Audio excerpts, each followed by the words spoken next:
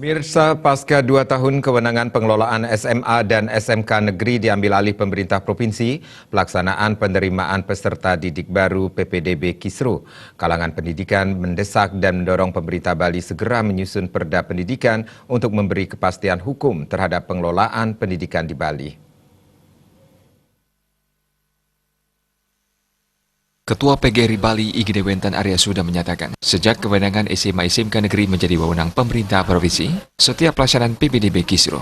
Mengantisipasi kejadian ini tidak terulang, ia mendesak dan mendorong pemerintah menggodok perda pendidikan untuk memberi kepastian hukum pengelolaan pendidikan di Bali sesuai dengan Undang-Undang Nomor 20 Tahun 2003 tentang Sistem Pendidikan Nasional (Sisdiknas).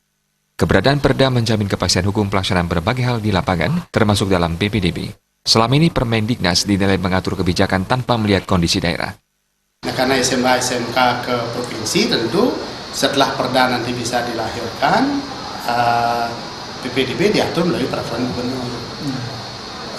Di pihak lain sebetulnya kita berharap lahirnya peraturan daerah tentang pendidikan kan untuk mengakomodir kearifan lokal di dalam pendidikan, sehingga punya gambaran yang atau punya jalur yang jelas, punya ketegasan, terutama budaya misalnya diatur di perda pendidikan. Sementara kalangan pendidik salah satu kepala SMA swasta di Denpasar, Imade Budiatnyana mendukung adanya perda pendidikan. Sampai saat ini, setiap PPDB selalu menimbulkan polemik. Perda akan mengatur PPDB secara teknis sehingga sekolah swasta mendapat jatah siswa. Karena dengan diberinya perda otomatisnya tidak ada lagi suatu hal yang tidak diinginkan di bulan hari.